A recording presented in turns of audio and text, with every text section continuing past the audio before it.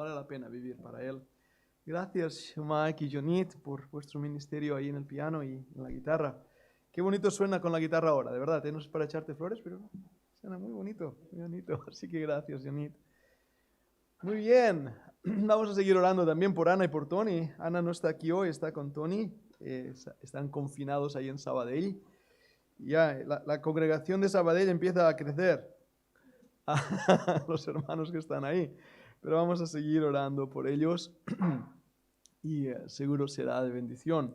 Vamos a Apocalipsis capítulo 4 y mientras buscamos Apocalipsis capítulo 4 y antes de orar ya os comparto estas cosas y esto, como he dicho antes, la parte de los himnos lo dejaremos solamente para la comunidad, pero esto ya a partir de ahora será también para todos puedan escuchar el mensaje de la palabra. Y decía antes que Apocalipsis es un libro que es ideal para el tiempo en que estamos viviendo. Yo a veces hay momentos de desánimo y de agotamiento y de qué va a pasar y de esa ansiedad.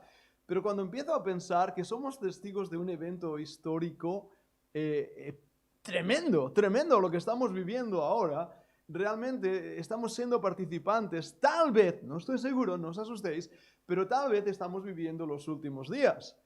Y pensar que el Señor puede venir hoy mismo o mañana, y pensar que realmente todo lo que hay alrededor nuestro es tan extraño que parece que se está preparando el decorado para que los protagonistas entren en escena y nosotros somos menos espectadores de lo que Dios está haciendo, me crea tal gozo, de verdad que sí, que pienso, wow, Señor, vienes pronto, quiero tener aceite en mis lámparas. Manolo hoy leía un pasaje, ¿verdad? Ahí también.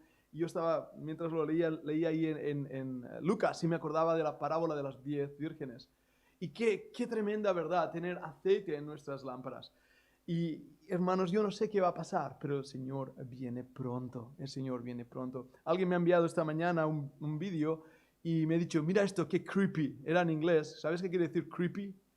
Creepy es como de miedo y de raro, de que da miedo. Y lo que ha hecho es tomar, te lo he pasado a Shumak y me he reído mucho, Corona, ha tomado la palabra corona y ha tomado la C, pues es la A, B, C, 3, la tercera letra en el alfabeto, Co, la O, y va contando las letras, la posición y suma, y da el número 66. Pero añade lo de corona y da 666. Y dices, qué creepy, esto es muy creepy. Y yo he reído, pero es que esta tarde voy a hablar de coronas, es por eso que también introduzco así el mensaje. Vamos a hablar de coronas y no van a ser la coronavirus, van a ser otras coronas lo que vamos a ver. Pero qué hermoso es pensar, hermanos, que el Señor viene pronto, el Señor viene pronto. Y últimamente, de verdad, Jeremías, os estoy escuchando ahí, que de verdad, Y últimamente estoy muy enganchado a la arqueología. Si antes me creía Indiana Jones, cada vez me lo creo más. Mi hija me decía, bueno, a veces no era mi hija, era yo mismo que me lo decía, ¿sabes? Indiana Jones en catalán, Indy, lo que significa, ¿verdad? Pues yo muchas veces digo, no llego a Indiana Jones, solo llego a Indy. Y los que habláis catalán sabéis lo que es un Indy, un indio.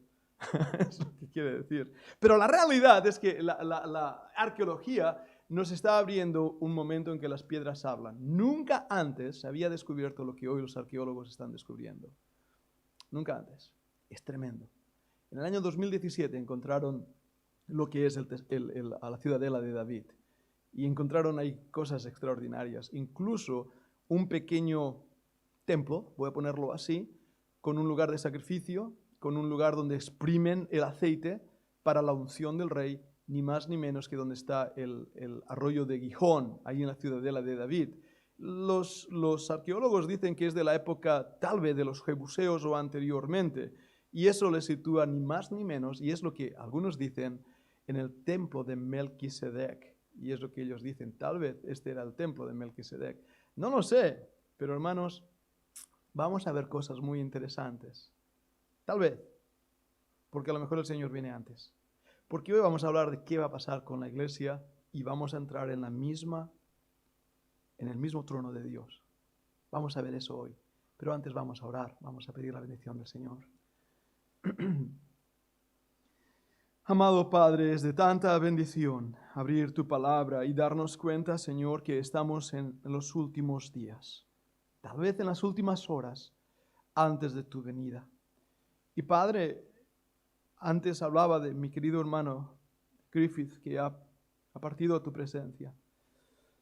Y Padre, tal vez no nos damos cuenta que Él se fue ayer, nosotros nos podemos ir hoy. Toda tu iglesia puede irse hoy. Tu venida está tan cerca, Señor, tan cerca. Los eventos que hay alrededor nuestro, Señor, yo nunca antes lo había visto.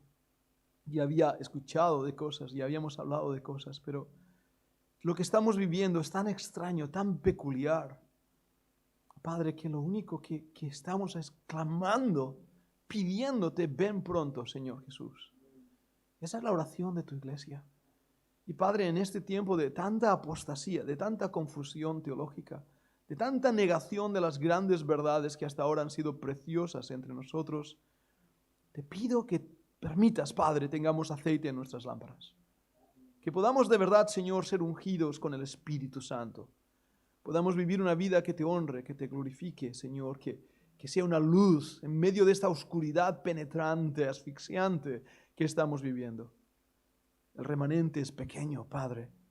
Lo que es el cristianismo se ha convertido ya en esa mujer de Apocalipsis capítulo 17. Una mujer que ha adulterado la verdad. Pero Padre, tú tienes a tus hijos una virgen santa y pura. Y Padre, es tu iglesia. Gracias que formamos parte de tu iglesia. Y te pido, Señor, en esta tarde tú nos bendigas, nos ayudes a entender tu palabra. Lo pedimos en el nombre del Señor Jesucristo. Amén y amén.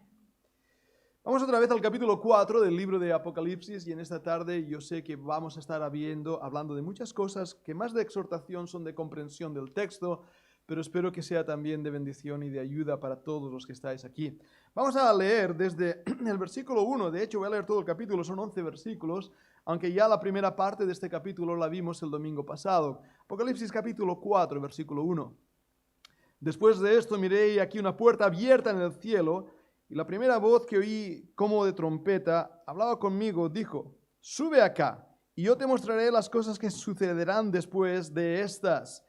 Y al instante yo estaba en el Espíritu, y aquí un trono establecido en el cielo, y en el trono uno sentado. El aspecto del que estaba sentado era semejante a piedra de jaspe y de cornalina, y había alrededor del trono un arco iris semejante en aspecto a la esmeralda. Y alrededor del trono había 24 tronos, y vi sentados en los tronos 24 ancianos vestidos de ropas blancas, con coronas de oro en sus cabezas. Y del trono salían relámpagos y truenos y voces, y delante del trono ardían 7 lámparas de fuego, los cuales son los 7 espíritus de Dios. Delante del trono había como un mar de vidrio semejante al cristal, y junto al trono y alrededor del trono, 4 seres vivientes llenos de ojos delante y detrás. El primer ser viviente era semejante a un león, el segundo era semejante a un becerro, y el tercero tenía rostro como de hombre, y el cuarto era semejante a un águila volando. Los 4 seres vivientes tenían cada uno 6 alas alrededor, y por dentro estaban llenos de ojos, y no cesaban día y noche de decir, Santo, Santo, Santo, es el Señor Dios Todopoderoso, el que era, el que es y el que ha de venir. Y siempre que aquellos seres vivientes dan gloria y honra y acción de gracias al que está sentado en el trono y al que vive por los siglos de los siglos, los 24 ancianos se postraban delante del que estaba sentado en el trono y adoraban al que vive por los siglos de los siglos, y echan sus coronas delante del trono, diciendo, Señor, digno eres de recibir la gloria y la honra y el poder, porque tú creaste todas las cosas, y por tu voluntad existen y fueron creadas. Señor, bendiga su preciosa palabra en nuestro corazón. Hemos corrido las cortinas de la eternidad para entrar en la misma presencia de Dios. Recordad que el libro de Apocalipsis, la palabra Apocalipsis, quiere decir revelación. De repente algo que estaba escondido se nos muestra con todo su poder y esplendor. Esto es el capítulo 4, donde de repente Dios nos invita a entrar ante el mismo trono del Altísimo. Y hermanos, lo que he leído, lo que acabo de leer, tú y yo un día lo vamos a ver. Y ahí las dudas, que algunas de ellas voy a intentar resolver, serán totalmente resueltas, porque aquel día entenderemos quiénes son los animales, quiénes son los 24 ancianos, etcétera, etcétera. Hoy tenemos que conformarnos con un poco de interpretación, pero lo que sí establezco desde el inicio de este mensaje es que esto es el trono de Dios y tú y yo, hermano, por la gracia de Dios, un día estaremos ahí. Y tú y yo, por la gracia de Dios, tenemos entrada libre hasta este mismo trono a través del camino nuevo y vivo que el Señor Jesucristo ha abierto en su sangre. Ahora, recordemos un momento el domingo pasado cuando hablaba de ese primer versículo después de esto. Definimos y establecimos que la iglesia ya ha sido llevada al cielo. El rapto de la iglesia se ha acontecido. Estamos ya ahora, en este momento, en el libro de Apocalipsis, delante de la presencia de Dios. La iglesia ha sido llevado a su trono. Las palabras sube acá del versículo 1 indican ese rapto. Y entonces, en ese momento, va a establecerse otra sección en el libro de Apocalipsis, cuando en el versículo 1 dice, después de estas cosas. A partir de aquí en adelante, dejamos atrás la época, la era de la iglesia, para entrar ahora en una nueva era. Pero antes de hablarnos de esa nueva era, Juan, a través de la inspiración del Espíritu Santo, nos lleva al trono. Ahora, es interesante, y sé que he leído rápido, pero mirad bien cómo el autor divino nos pone en toda la imagen de ese trono, utilizando varias expresiones en cuanto al trono.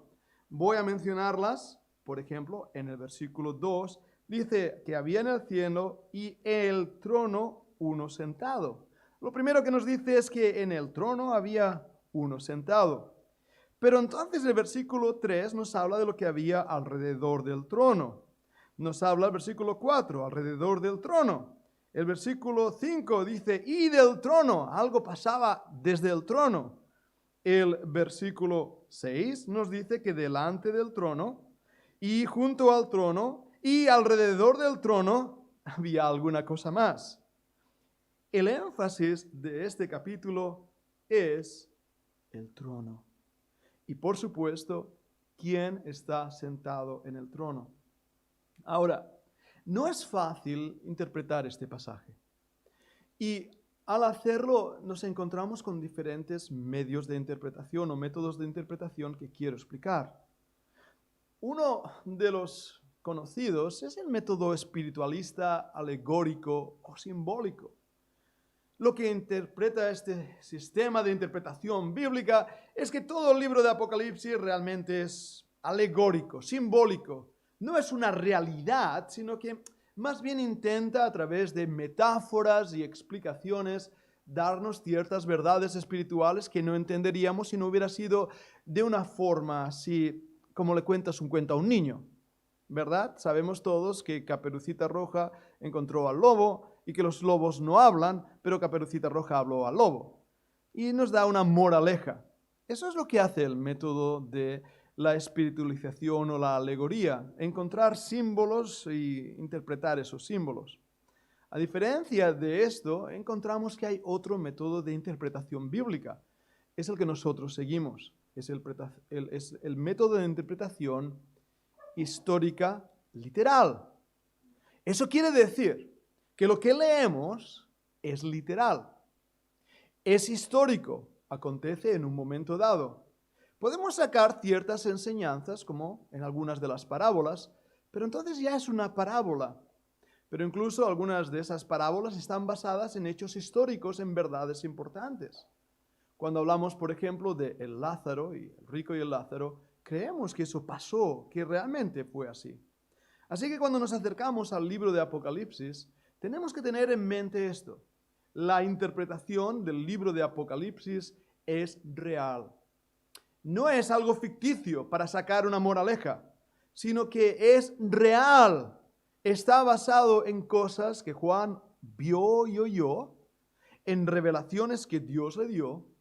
Y aunque hay cosas que no entendemos, nosotros, por el lugar donde estamos ahora viviendo, al otro lado de la eternidad, sí que son ciertas.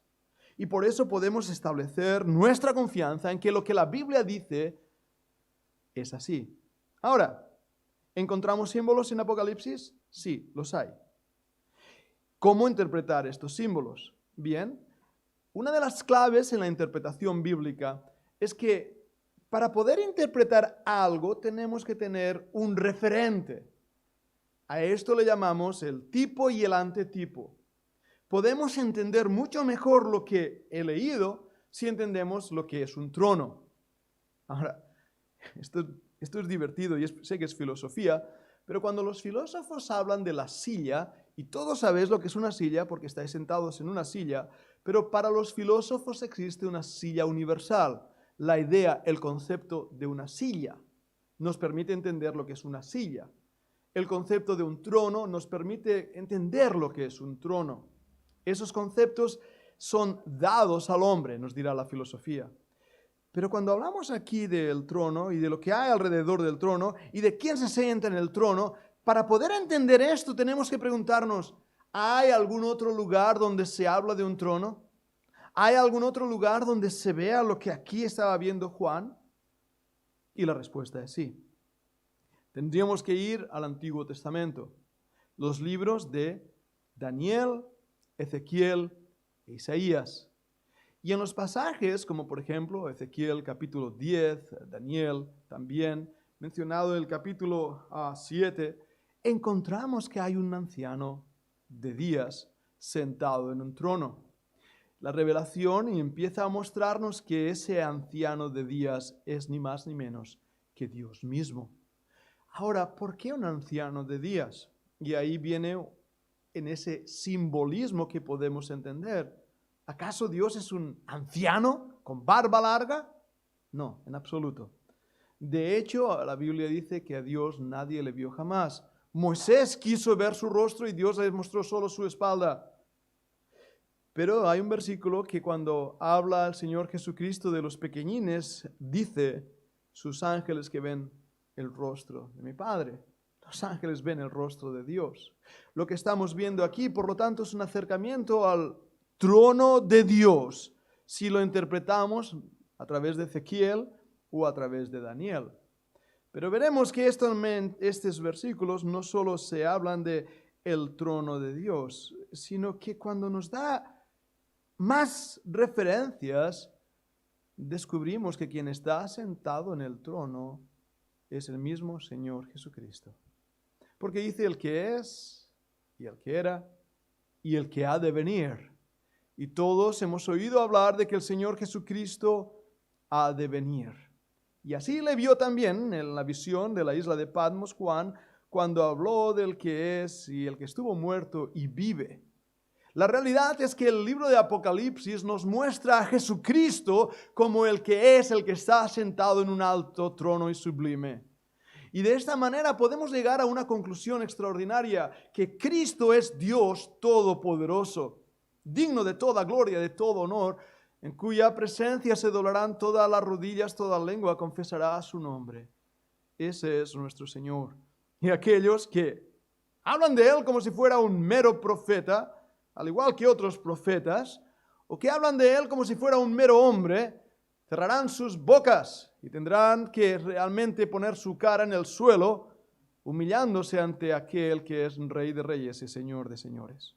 Así que lo primero que aprendemos cuando corremos las cortinas y vemos esa eternidad es que el que está sentado en el trono es Jesucristo, Señor nuestro. Y podemos, por lo tanto, amarle y adorarle. Ahora, fijaros en su aspecto. Estaba sentado, era semejante a piedra de jaspe y de cornalina. ¿Qué definición? Ahí ves el simbolismo del cual antes os hablaba. ¿Acaso es ese personaje que está ahí sentado de piedra? No, mirad esta palabra. El aspecto del que estaba sentado era semejante. ¿Veis ahí la palabra semejante? Ahora nos indica que esto no es literal, sino que es algo que nos ayuda a entender lo que de otra manera sería muy difícil de explicar. Y que Juan tiene que hacer comparativas con cosas que conocemos, para que de esta manera podamos entender cosas que es imposible entender. Su aspecto eran como estas piedras preciosas. El color y el simbolismo de estas piedras nos habla de la fidelidad de Jesucristo, el que es fiel hasta la muerte. Nos habla de su carácter leal, porque todos sabéis, y más los que os gusta la poesía, y si no habéis leído a Becker, os animo a leer a Becker o a Espronceda, son mis favoritos poetas del romanticismo. Pero cuando uno lee esos poetas del romanticismo y encuentra las simbologías, encuentra también como el mar, la luna, la noche, las estrellas o los colores representan cosas. Y de esta manera aquí vemos que el carácter del que está sentado en el trono es fiel y verdadero. Pero mirad esto, había alrededor del trono un arco iris. Ahora no solo nos empuja a ver lo que está sentado en el trono, sino lo que hay alrededor del trono. ¿Y qué descubrimos? Un arco iris semejante en aspecto a la esmeralda. Qué brillo, qué hermosura. Y hermanos, el arco iris es un símbolo de Dios. Lo sé, nos lo han robado. No hace falta que entre en más detalles, ¿verdad? Y han cambiado incluso sus colores. Ya. Pero no han sido capaces de darse cuenta que aquel arco iris que Dios puso en el cielo fue causa o motivo de un juicio que cayó sobre la tierra por el mismo pecado que ellos tanto mente se enorgullecen. Y es interesante también notar que los incas, creo que fueron ellos, en su bandera, en los que sois de Lima me vais, o sois de Perú, me vais tal vez a dar la razón en esto, si no me equivoco, es que ellos tenían una bandera, la bandera inca, con también los mismos colores del arco iris. Qué curioso. Una cultura antigua que mostraba en su bandera el arco iris, la promesa de Dios, que nunca más sería castigado el mundo con agua. La fidelidad sigue en el trono de Dios. El arco iris es el símbolo de la esperanza, aún ahora en tiempos de COVID, que lo vemos pintado en algunas de las ventanas. Los niños hacen arco iris y los ponen en las ventanas, recordando que Dios es fiel. Y así alrededor del trono también había más cosas. Versículo 4. Alrededor del trono había 24 tronos. Y vi sentados en tronos a 24 ancianos vestidos de ropas blancas y con coronas de oro en sus cabezas. Ahí viene mi primera pregunta y no es nada fácil de responder.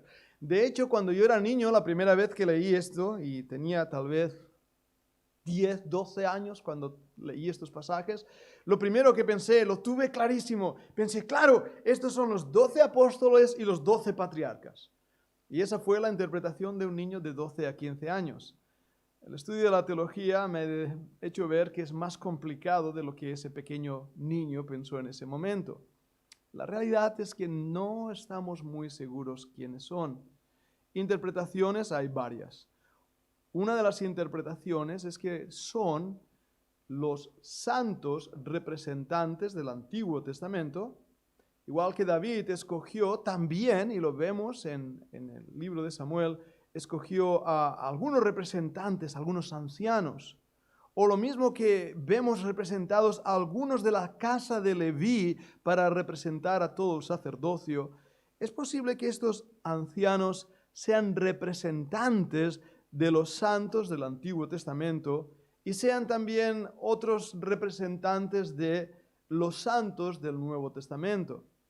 Y esta es una interpretación que vais a encontrar, que son representantes. Ahora hay un pequeño problema que también tenemos que saber.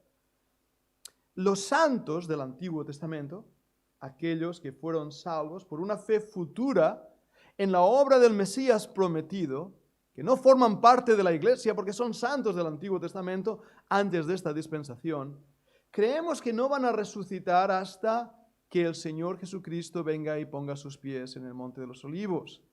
Es cuando se va a producir la resurrección del pueblo prometido de Israel. Por eso los judíos también se entierran ahí, en ese monte de los olivos, pensando así serán los primeros en resucitar.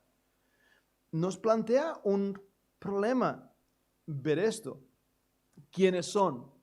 Algunos dicen, son ángeles, son diferentes grupos de ángeles. Otros dicen, no, son diferentes grupos de personas. Algo que me llama la atención es su carácter. Son ancianos.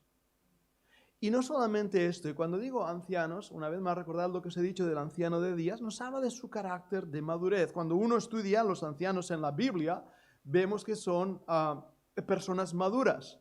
No estoy diciendo que estos sean los que llevan la iglesia, ¿verdad? No, porque tampoco podemos decir así. ¿Cuál es entonces la conclusión a la que humildemente llego? Creo que son personas o representantes de personas. Creo que son 12, aunque algunos dicen no, son millares, pero están representados en diferentes grupos. Lo que no tengo duda alguna es que son personas, no seres angelicales, son personas redimidas. Ahora, ¿por qué digo que son personas redimidas? Porque aquí lo que hacen es echar sus coronas y veremos lo que ellos hacen. Y le adoran y más adelante también los volveremos a ver. Y están vestidos de vestiduras blancas, que es el símbolo de la justificación. Por lo tanto, aunque no podemos concluir lo que son o quiénes son, sí puedo decir, representan a redimidos, a personas redimidas. Y tal vez debería ocuparme toda una predicación para hablar de estos temas sobre las coronas. De hecho, creo, no recuerdo bien y no quiero equivocarme, pero no sé si son 5 o 7 las coronas que hay. No sé si no te acuerdas si son 5 o 7, ahora lo digo de memoria. Yo tengo aquí apuntados 5 pasajes de diferentes coronas que la Biblia menciona. Y es para una predicación, es para extenderme muchísimo en este tema, pero realmente es muy interesante. Cada creyente va a recibir coronas. Aquellos que han sido fieles. Lo menciono y no iremos a ello por falta de tiempo en 1 Corintios 9:25, 2 Timoteo 4:8, en 1 Tesalonicenses 2:19, Santiago 1:12 y también en 1 Pedro. En esos pasajes encontramos ahí coronas. Sé fiel hasta la muerte, yo te daré la corona de la vida. Es uno de los versículos que muchísimas veces aparece, ¿verdad que sí? Y la pregunta que debo hacerme es, ¿para qué quiero yo una corona? Y es una buena pregunta. ¿Sabéis la historia de cuando Julio César volvía de sus grandes campañas militares, volvía victorioso, entraba en Roma en esos caballos blancos con su carromato y un esclavo aguantaba una corona de laurel sobre su cabeza? ¿Habéis visto alguna imagen así? Ese esclavo repetía a César, recuerda que eres un hombre. Es curioso. El esclavo, mientras él estaba ahí escuchando toda la bulla y todo lo que los hombres decían, el esclavo le decía a César, recuerda, eres un hombre. Creo que César lo olvidó y al final se convirtió en Dios. Pero las coronas, hermanos, sean de oro, de plata, de piedras preciosas o sean de laurel, no son para que nos la pongamos en el casquete de nuestra cabeza y nos paseemos con ellas durante la eternidad. No tienen ese el propósito. Recordad que entraremos a este trono con nuestras manos vacías. Nada de lo que tenemos lo hemos ganado por méritos propios, es la gracia de Dios. ¿Cómo puedo dar a Dios algo si no tengo nada que dar? Mis manos están vacías. La enseñanza detrás de estas coronas es que cuando entremos en el cielo, Dios nos va a dar coronas, según entendemos por estos pasajes, con el propósito de que tengamos algo en nuestras manos que poder poner a los pies del Señor Jesucristo. Ese es el propósito de las coronas. Eso es lo que hacen los 24 ancianos cuando adoran al Cordero. Es lo que hacen, caer y echar sus coronas ante sus pies, para que sea Él quien reciba toda gloria, esplendor y poder, y no el hombre. Yo quiero tener una corona, porque no quiero tener mis manos vacías sin nada que darle. Entonces, ¿qué debo hacer? Fidelidad. entrega, buscar al Señor, amarle con todo el corazón, debe ser el latir de mi alma, como decía Manolo esta mañana de ese hombre que a 1 metro de distancia estaba Jesucristo en todo cuanto hacía. Seamos cristocéntricos en nuestra iglesia, en nuestro ministerio, en nuestra manera de vivir. Es Cristo lo que debe ocupar el centro de nuestras vidas, no la religión. Y perdonadme por ello, tan siquiera la religión evangélica. No es la iglesia lo que nos hará entrar ante el trono de la gracia, sino el don inmerecido de la gracia de Dios. Pero hay algo más en ese trono y no quiero dejarlo pasar. En el trono, alrededor del trono, y dice, y del trono salían relámpagos y truenos, versículo 5, y voces, y delante del trono ardían 7 lámparas de fuego, los cuales son los 7 espíritus de Dios.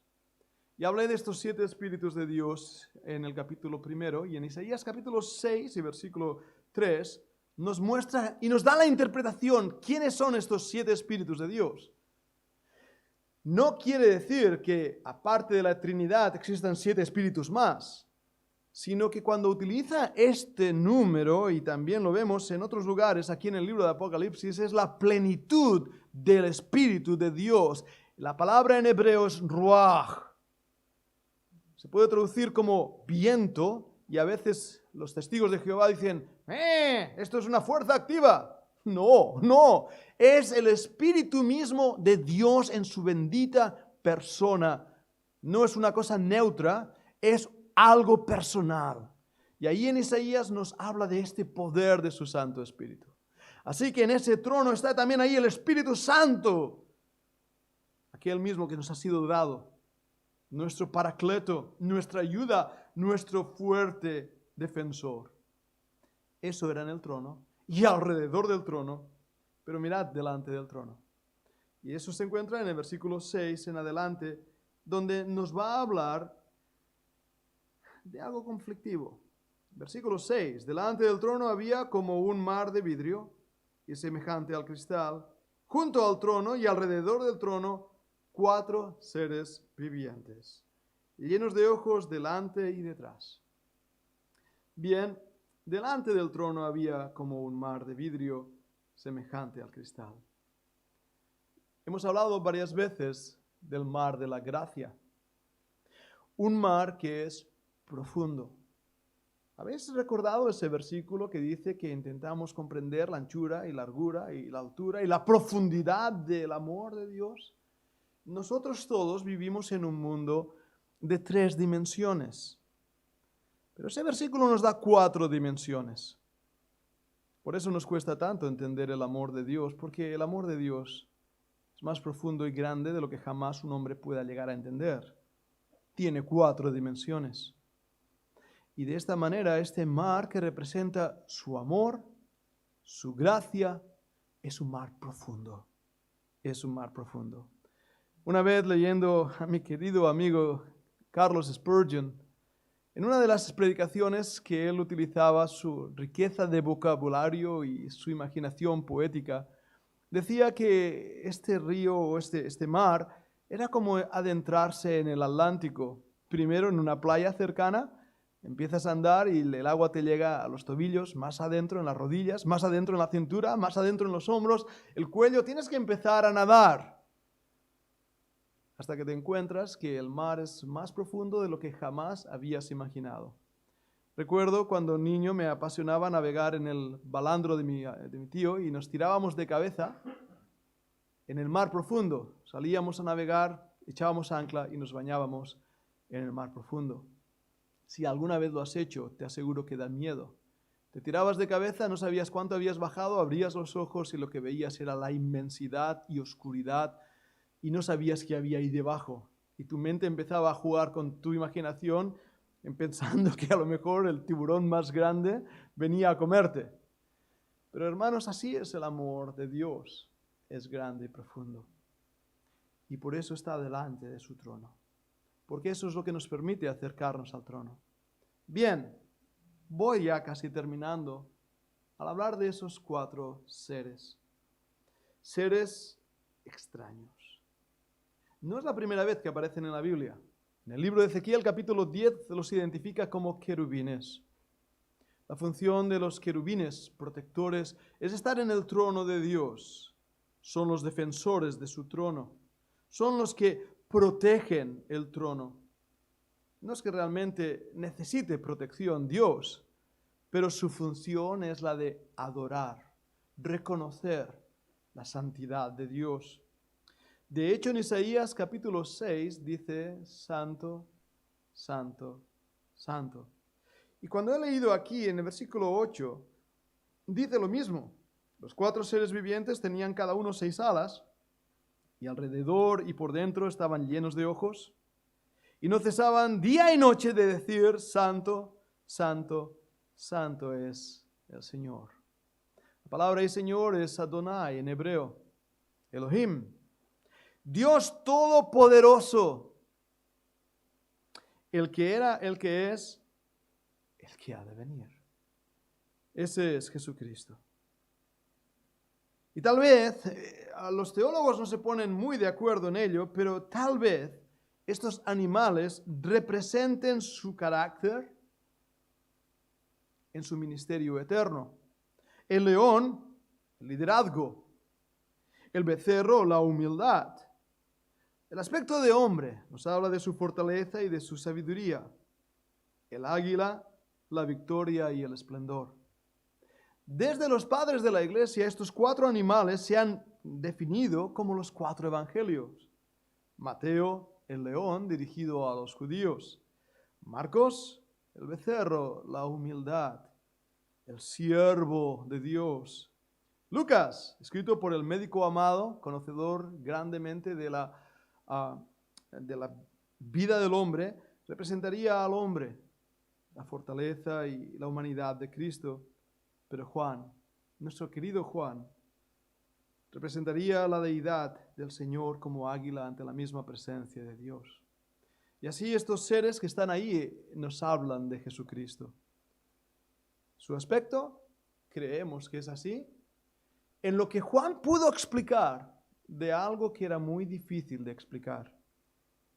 Los 24 ancianos, dice el versículo 10, se postran delante del que está sentado en el trono y adoran al que vive por los siglos de los siglos y echan sus coronas delante del trono. ¿Lo habéis visto lo que dicen? Volvamos a leerlo.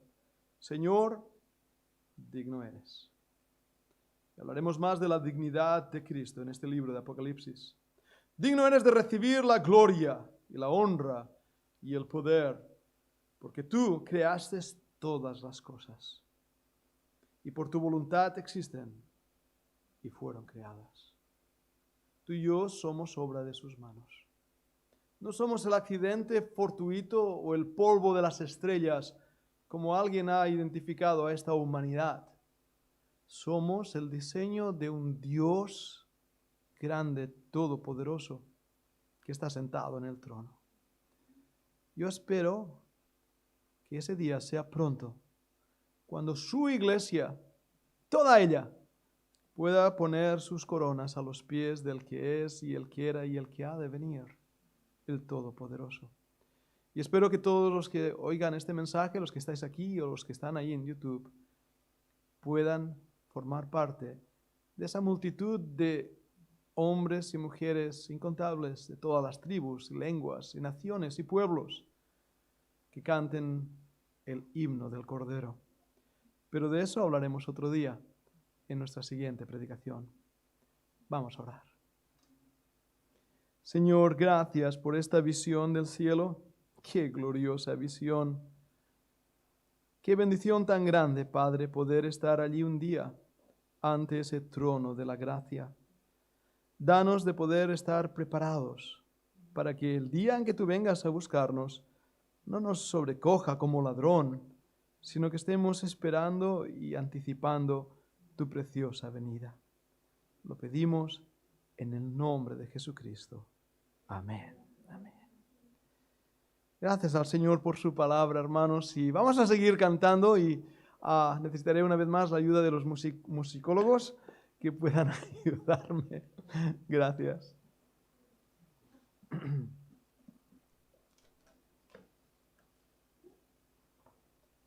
Vamos a ponernos de pie para entonar un himno que me gusta ese himno. Hay un nombre nuevo en la gloria y vamos a ponernos de pie para terminar así con un himno y una oración. Y el himno hay un nombre nuevo, lo conocéis bien, Shumaik. Hay un nombre nuevo en la gloria. Espera que he perdido el papel y voy a buscarlo otra vez.